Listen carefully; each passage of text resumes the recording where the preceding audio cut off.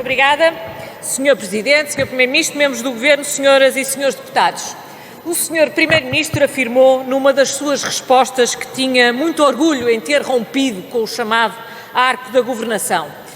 Pois, Sr. Primeiro-Ministro, apresenta-se hoje aqui com um orçamento que não consegue aprovar e com um país que tornou objetivamente ingovernável.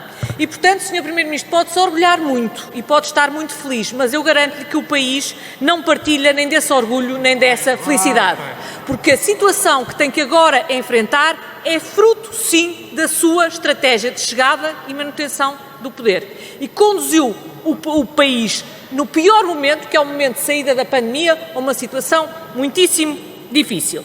E já que já falou tanto de Estado e de serviços públicos e de funcionalismo público com os seus parceiros, eu gostava de lhe deixar aqui 3 perguntas. Eu diria que uma é o esclarecimento de uma contradição e as duas são sobre incoerências.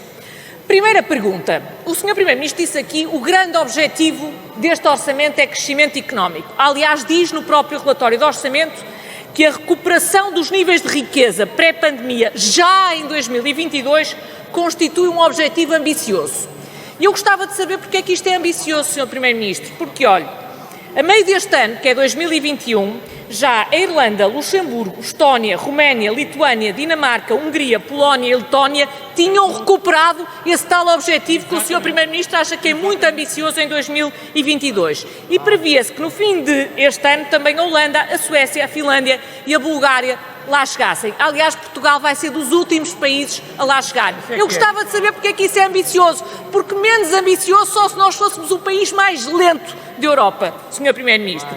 E em segundo lugar, sobre contrastes e sobre incoerências.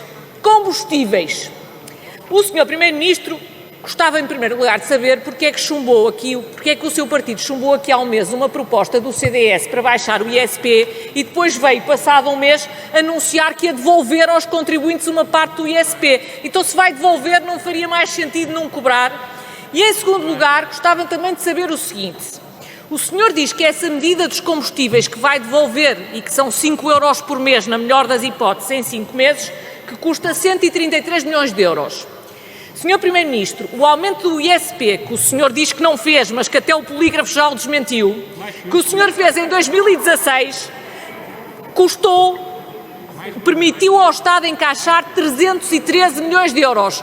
O senhor, 5 ou 6 anos depois, não vai devolver nem metade daquilo que já cobrou. Eu gostava de saber se é isso que acha que é razoável numa altura de tão grande aumento dos combustíveis. E uma última pergunta que eu chamo a pergunta é a contradição do bem prega Frei Tomás e que tem a ver com uma das medidas que, pronto, foi ali para agradar à geringonça, são muitas, eu aqui entre os guarda-rios e os bancos de leite materno, eu nem sei para que lado meio de virar, entre tantas, de facto são orçamentos com estratégia e que se vê que são pensados com uma estratégia de fundo virada para as pessoas e para o crescimento. Mas, olha, gostava de saber sobre uma medida. Anunciou o Governo que ia acabar com a proibição de contratar trabalhadores precários nas empresas que prestassem serviços ao Estado. Eu gostava de saber se o Sr. Primeiro-Ministro vai aplicar essa proibição ao próprio Estado, porque senão isto vai tudo parar de funcionar, Sr. Primeiro-Ministro, porque, olha, segundo a DGAEP, o número de precários no Estado era de quase 100 mil, são os últimos que há. Aliás, aumentou 37% com o seu governo e a maior parte estão na saúde e na educação. E, portanto, se proibir estes serviços todos de prestarem serviços ao próprio Estado, o Sr. Primeiro-Ministro vai paralisar o Estado. E, portanto, eu gostava de saber qual é o sentido de uma medida que exija às empresas aquilo que o próprio Estado não faz. Muito obrigada.